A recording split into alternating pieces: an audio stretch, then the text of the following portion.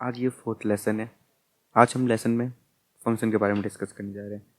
Function क्या होते हैं पाइथन में, फंक्शन किस लिए यूज़ होते हैं, फंक्शन का मेनली फंक्शन क्या है। तो आज हम लोग वो सब डिस्कस करने जा रहे हैं। सो कोड स्टार्ट करते हैं आज का लेक्चर। तो सबसे पहले हम लोग डिफाइन करते हैं फंक्शन होता क्या है। देखो, फंक्शन सिंपली वो होता है ना, फंक्शन लोग क्या, जस्ट लाइक कोई भी एक ब्लॉक ऑफ कोड है, वो कुछ काम करता है, तो हमें वो काम को जस्ट लाइक बार बार रिपीट करवाना हो, तो उसके लिए बार बार रिपीट करने से सेम कोड को लिखना थोड़ा सा प्रॉब्लमेटिक नहीं है। जैसे हमें हेलो लिखना है, तो हम hello hello hello hello print hello लिख रहे हैं, 5 बार 10 बार 15 बार लिख रहे हैं, अच्छा तो नहीं लग रहा है।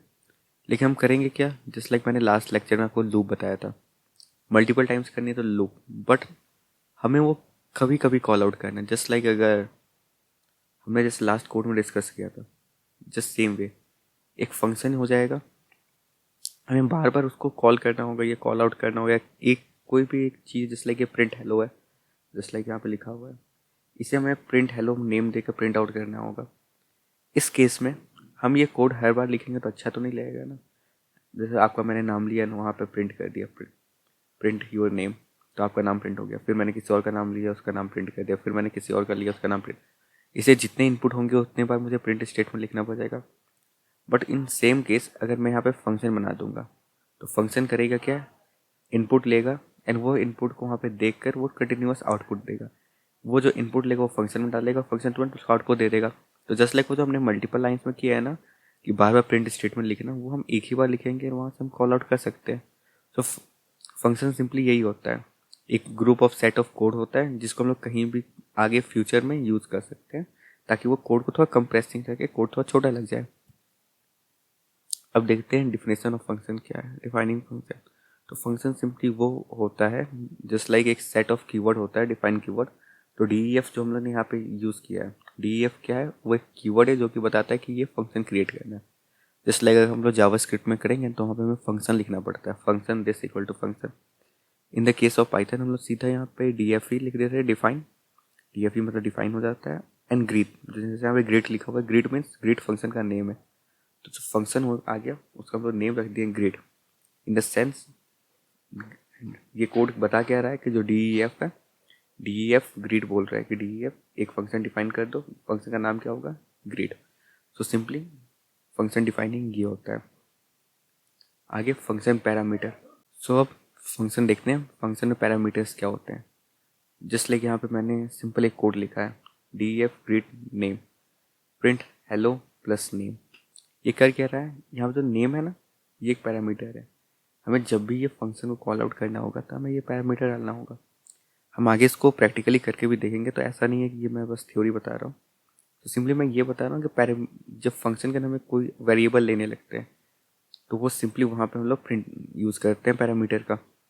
जस्ट लाइक कि ग्रिड के अंदर हमें हेलो प्रिंट के नेम के साथ कुछ और भी लेने थे, नेम प्लस एज, एज भी लिखने थे, तो हम यहाँ पे कॉमा दे के एज लिख देंगे तो 2 पैरामीटर लेने लगेगा। ये कैसे काम करेगा वो फर्दर हम कोड को लिखते हुए डिस्कस करेंगे। ओके, सो रिटर्न स्टेटमेंट। रिटर्न स्टेटमेंट करता है क्या, कि वैल्यू को रिटर्न करता है। जस्ट लाइक रिटर्न मीन्स क्या होता है, मैंने आपको कुछ दिया एंड आपने कुछ और रिटर्न किया। मैं शॉप पे गया, भैया मैंने शॉपकीपर को पैसे दिए एंड कुछ लिया, बट मुझे वो सही नहीं लगा तो मैंने रिटर्न कर दिया।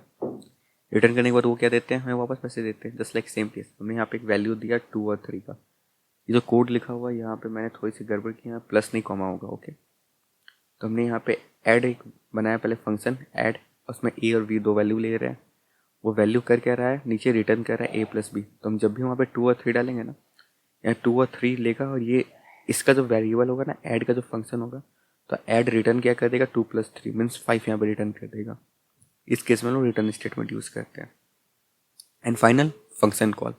कभी भी एक फंक्शन को कॉल आउट करना रहता है ना, तो वहाँ पे फंक्शन लिख देते हैं एंड ब्रैकेट में डाल देते हैं क्या हमें करना है। नहीं, अगर वहाँ पे कोई पैरामीटर नहीं है ब्रैकेट में, जस्ट लाइक यहाँ पे पैरामीटर नहीं है, इस केस में हमें कुछ नहीं डालना पड़ता है। तो लेट्स सी हम लोग कोड कैसे करते हैं, क्या होता है इसमें, हमें ये भी प्रैक्टिकली देखना होगा। तो जल्दी से मैं अपना स्क्रीन स्विच कर लेता हूँ। सो ये मेरा वर्चुअल स्टूडियो कोड है, जस्ट लाइक हमने बताया था। तो इसमें हमने कोड करना है। स्टार्ट करते हैं। पहले हम लोग एक फंक्शन बनाते हैं, फंक्शन का नेम रखते हैं let the function name be lazy, I am lazy. Okay, so def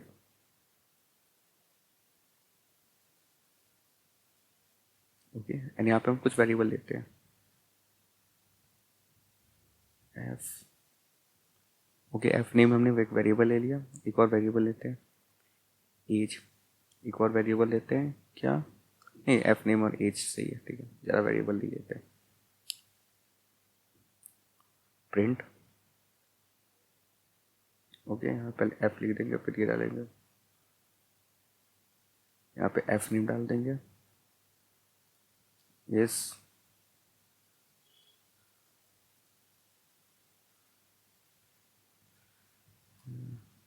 okay, ठीक, स्टेटमेंट हो गया।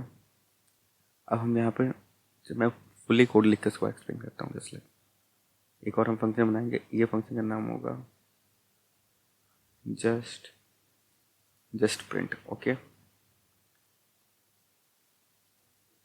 यहाँ पे कोई वेरिएबल नहीं होगा, यहाँ, sorry,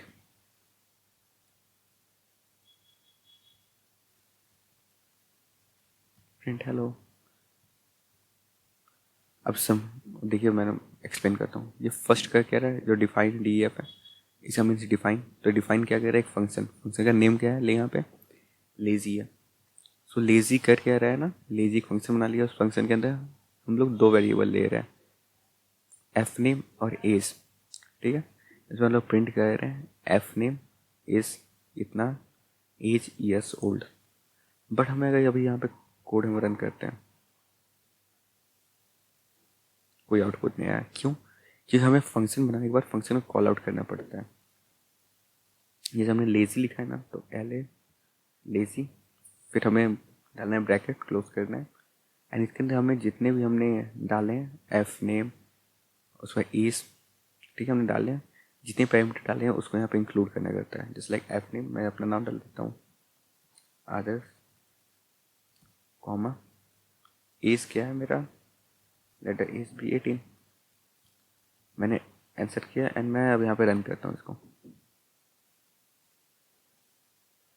Adarsh is 18 years old. Okay, तो यहाँ पे कोड रन हो गया। व्हाट इफ मैं यहाँ पे एक पैरामीटर नहीं डालूंगा, एंड अगर मैं अब इसको रन करता हूँ,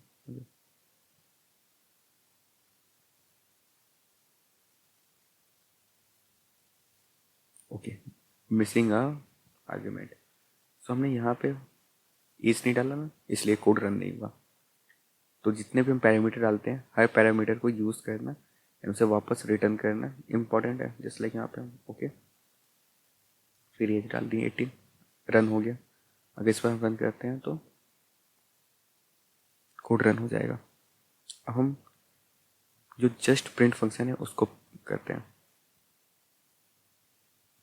बट इसमें तो कोई पैरामीटर नहीं है, तो ये अगर बिना पैरामीटर के हम रन करेंगे,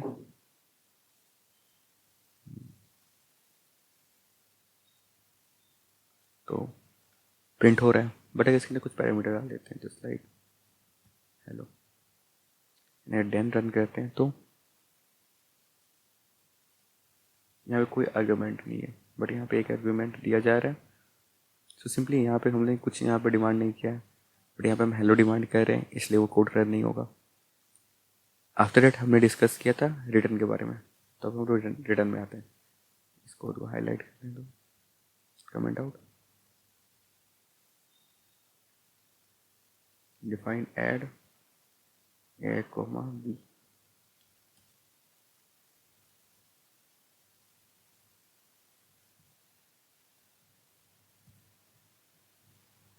सो ओके।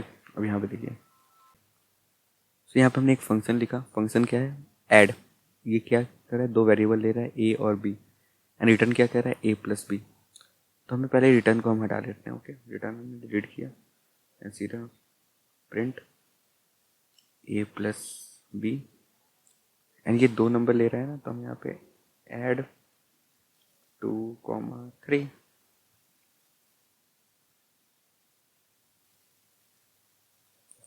ओके। बट अगर सेम, ओके, अब यहाँ पे लिखते हैं ऐड 2,3, ओके। अब हम रन करते हैं, तो कुछ सॉल्व नहीं किया। तो ये कर क्या रहा है पता है, ये वैल्यू थ्रो कर रहा है, बट ये थ्रो वैल्यू कहाँ कैच हो रहा है हमें नहीं पता है। इसका जो वैल्यू आता है ना, अब ये इसको कॉल किया, अब इसको एक आंसर आ जाता है, जैसे लाइक इसका वैल्यू अब बन जाएगा, ओके, इसका वैल्यू 5 बन जाएगा। बट इस केस में हो क्या रहा है ना, 5 वैल्यू बन गया, बट हम इसे प्रिंट नहीं कर रहे हैं। अगर हम इसे प्रिंट करेंगे, जैसे लाइक इस पूरी को हम प्रिंट करते हैं,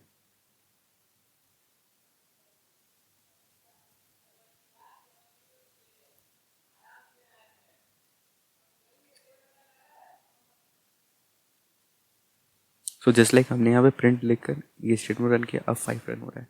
तो रिटर्न करता है कि वैल्यू उसको थ्रो करता है, एंड वैल्यू हम लोग कहीं स्टोर कर सकते हैं। जस्ट लाइक यहाँ पे हम इसको sum sum equal to add this plus this, okay.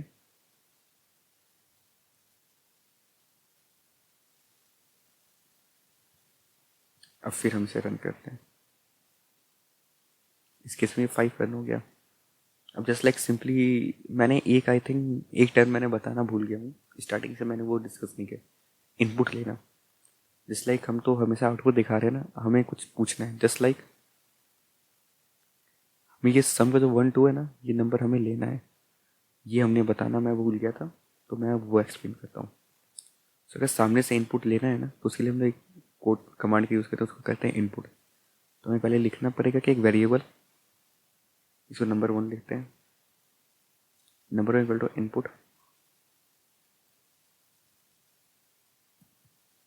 Input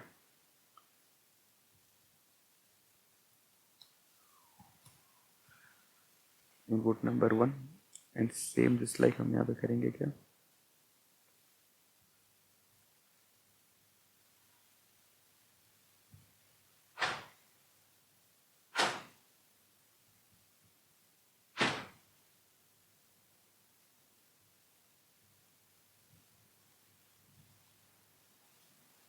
number 1 comma number 2। इस केस में हो क्या रहा है ना, जो इनपुट है ये यूजर से इनपुट लेता है। अब हम वो कोड रन करते हैं, इंटर नंबर 1 मैंने 2 कैट किया, नंबर 2 मैंने 3 ऐड किया, 23। बट ये 23 क्यों आ गया, मैंने जो 2 और 3 ऐड किया, ये 23 आ गया। जस्ट लाइक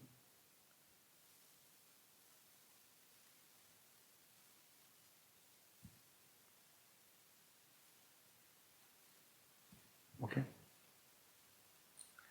मैं फिर रन कर रहा हूँ उसको, इस बार अच्छी दिखेगी ये, ओके।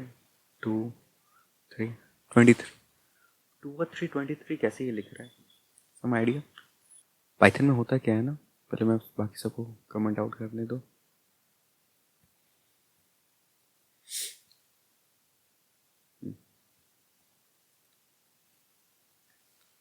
जिस लाइक हमने डाटा टाइप डिस्कस किया था ना, तो फर्स्ट हम अभी देखते हैं आदर्श, ये क्या है, डेटा टाइप है। बाकी सब कोडिंग लैंग्वेज में हम अल्फ़ाबेटिकल ऑर्डर को साथ में अरेंज नहीं कर सकते, बट पाइथन में तो अल्फ़ाबेटिकल को भी ऑर्डर को साथ में तो ले सकते हैं। इन द केस ऑफ जावा, जब हम लोग जावा यूज़ करते हैं,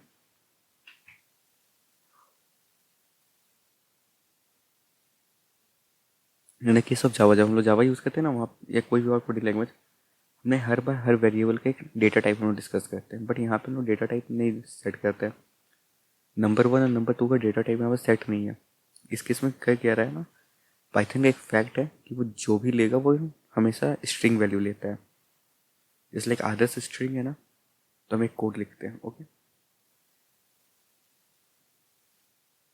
print Adarsh plus ADA plus RSH, okay.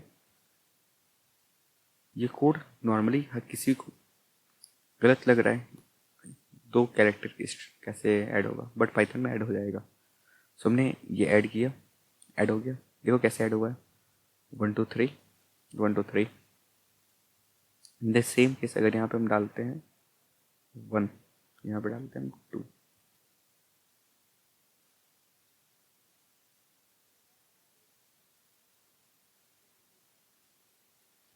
Okay, अब हम इसे रन करते हैं।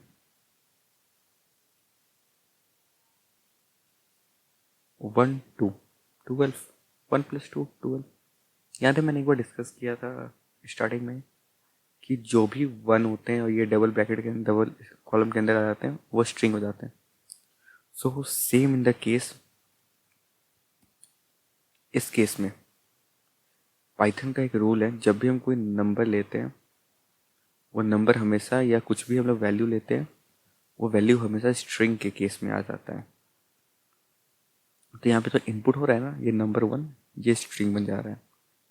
ओके, नंबर 2 जो है वो स्ट्रिंग बन जाता है। तो अब इसको हम लोग इंटीजर कैसे करें, तो उसके लिए हम लोग कहते क्या है ना, ब्रैकेट लगा देंगे एंड यहाँ पे फंक्शन डाल देंगे, फंक्शन लिख देगा INT। ओके, याद है INT हमने कहाँ यूज़ किया था, इंटीजर फॉर्मेट में। अब हम यहाँ पे फिर करते हैं क्या, INT। अब हम इसे रन करते हैं, इंटर नंबर 1, अब 5 आ गया। सो इन द केस जो भी यहाँ पे नंबर रहते हैं ना, या कुछ भी यहाँ पे आप इनपुट करते हैं, वो हमेशा स्ट्रिंग फॉर्मेट में आता है। तो कभी भी एडिशन या सब्ट्रैक्शन करना है, उस केस में आप यहाँ पे जो नंबर आ रहे हैं उसे इंटीजर फॉर्मेट में कन्वर्ट जरूर कर लें, नहीं तो थोड़ी सी प्रॉब्लम कर देती है। ओके, अब हम वापस डिस्कस करते हैं आगे स्लाइड्स पे। इसके नेक्स्ट स्लाइड्स पे हम लोग आते हैं। नेक्स्ट स्लाइड सब क्या कहती है, स्कोप ऑफ वेरिएबल। ये एक बहुत इंपॉर्टेंट टॉपिक है। जैसे हमने वेरिएबल अभी तक जितने भी यूज़ किए, मैंने आपको इसके पहले डिस्कस किया वेरिएबल्स क्या होते हैं, जिसके हम लोग वैल्यू सेट करते हैं। फंक्शन के अंदर हम लोग एक फंक्शन अगर एक वेरिएबल लेते हैं ना, वो दूसरे फंक्शन में काम नहीं करता है। जस्ट लाइक ये क्या मैं कहना चाहता हूँ, ये मैं कोड से एक्सप्लेन करता हूँ। ओके, तो यहाँ तक तो हमारा कोड हो गया था। अब हम नीचे 2 फंक्शन लिखते हैं, ठीक है। फंक्शन ये 1 आ गया, fun1। ओके, यहाँ पे एक वेरिएबल बनाते हैं, वेरिएबल क्या बोल रहा है, नेम। नेम इक्वल टू आदर्स। नहीं, ऐसे तो नहीं आएगा, ऐसे तो स्ट्रिंग नहीं है। अरे यार, एंड हम एक और फंक्शन बनाते हैं, df fun2। ओके,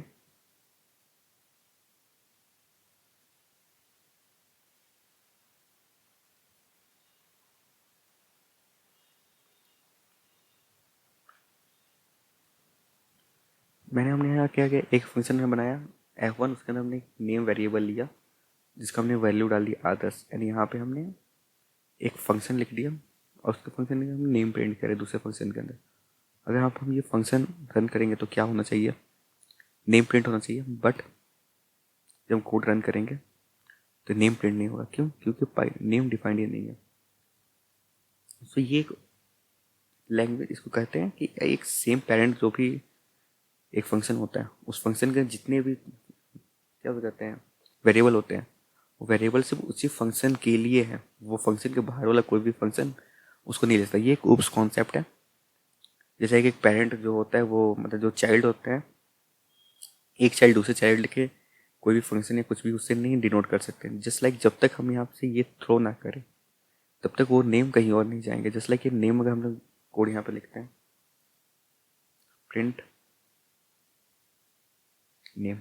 ओके, अगर अब यहाँ पे F2 की जगह F1 में रन करते हैं, ओके, अब यहाँ पे आदर्श प्रिंट हो रहा है। ओके, बट वहाँ पे तो नहीं हुआ था, बट इस केस में आदर्श प्रिंट हो गया।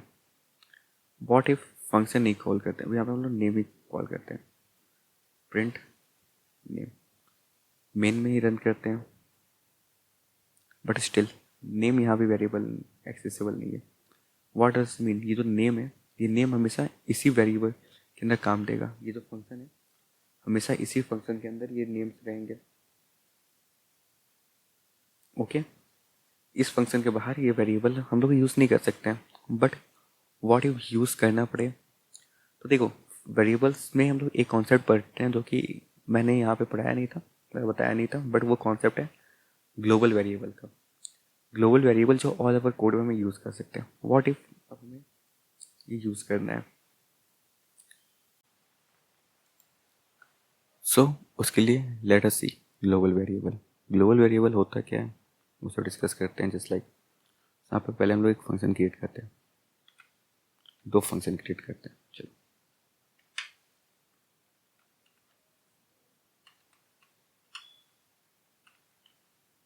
टाइप फंक्शन है one and,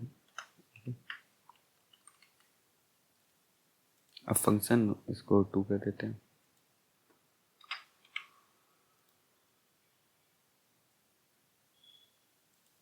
okay O sorry,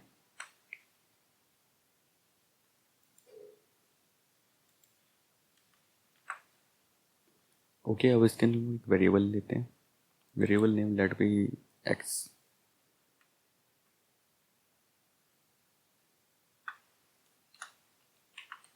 x equal to name,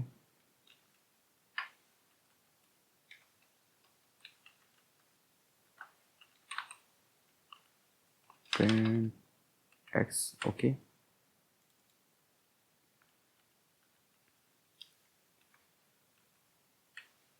दोनों जगह हम लोग एक्स को प्रिंट करें। एक्स के ऊपर वेरिएबल ले लिए एंड देन हम लोग प्रिंट करें रनिंग एट। क्या होगा? कुछ नहीं होगा क्योंकि हमने फंक्शन को कॉल ही नहीं किया। Function one, function to,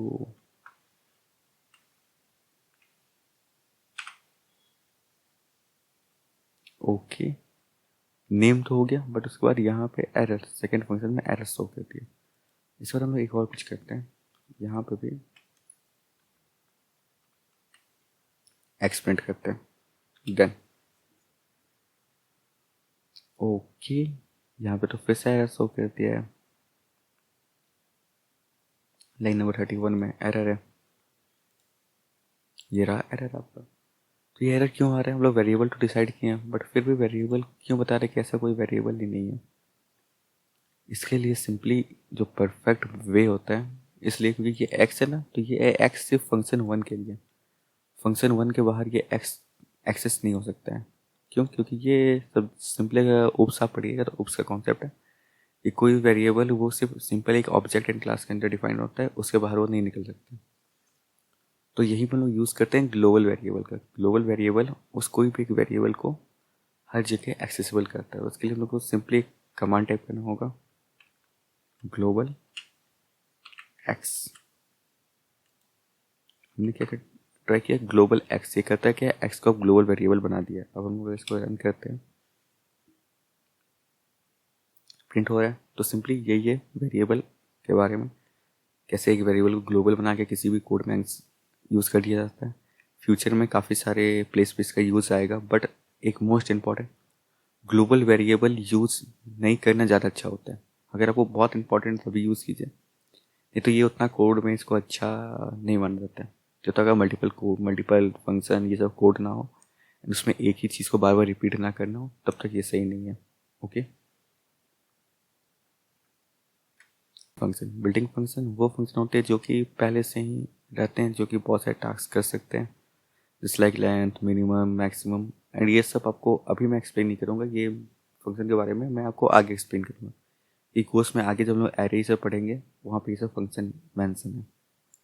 then recursion, बार बार एक ही कोड को यूज़ करना, उसको कहते हैं just like if n equal to, for defined function if n equal to इतना return one, else n into इतना फैक्टोरियल। तो रिकर्सन सिंपली एक कॉन्सेप्ट होता है प्रॉब्लम सॉल्विंग में, जहाँ पे एक प्रोसेस को ब्रेक करके हम लोग दूसरे प्रोसेस को रन कर सकते हैं। जिस लाइक एक फंक्शन है उसके अंदर हम लोग एक और फंक्शन लिख दिए एंड वो फंक्शन को हम लोग फिर रन करते हैं, उसके लिए हम लोग रिकर्सन यूज़ होता है। जस्ट लाइक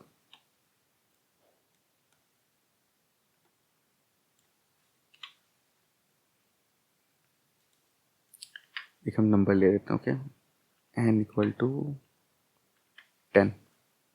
ओके फिर यहाँ पे एक फंक्शन लिखते हैं, रिटर्न ओ। ओके एक फंक्शन है, इसके अंदर एक वेरिएबल हम लेंगे एन। हम लोग करेंगे क्या, if n is greater than 8, करना क्या है, प्रिंट ओके। अरे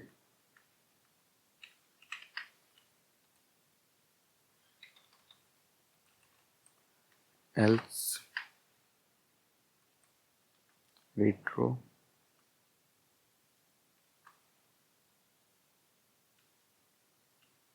n -1।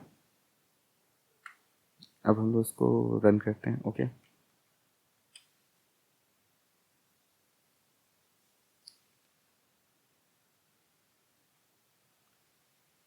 ये क्या हुआ,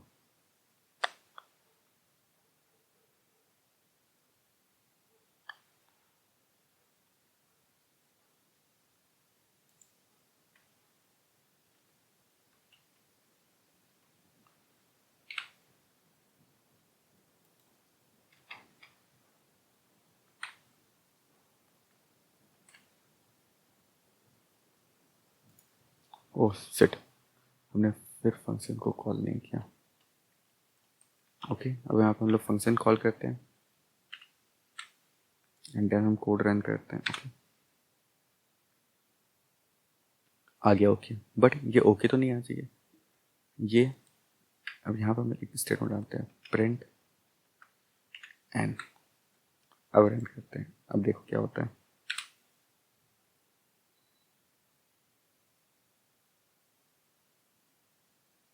प्रिंट क्यों नहीं किया, oh fuck, N greater than, okay N small than. अब इसको रन करते हैं, 10 9 8 एंड 8 जैसे है ओके प्रिंट हो गया सिंपली। तो इससे हम लोग क्या है, एक फंक्शन के अंदर हम लोग सेम उसी फंक्शन को वापस बुला सकते हैं। बेनिफिट ऑफ फंक्शन, अगर कोई कोड हम लोग बार बार लिखना है, जस्ट लाइक सेम चीज़ को बार बार लिखना है या एक ही प्रिंट को हम लोग को 10 बार लिखने से बढ़िया है एक मल्टीपल 10 लाइन का स्टेटमेंट है एंड वो हमें हर 10 मिनट पे लिखना है, हर 10 लाइन के बाद वही 5 लाइन है। तो इस केस में हमें कोड बेस बड़ा हो जाता है। तो इसके लिए वो 5 लाइन को क्यों ना हम लोग ऐसा कर दे कि वो एक फंक्शन बन जाए, फंक्शन को बार बार कॉल कर ले, तो वो 5 लाइन का काम एक लाइन में हो जाएगा फ्यूचर में। सो इसके लिए हम लोग यूज़ करते हैं।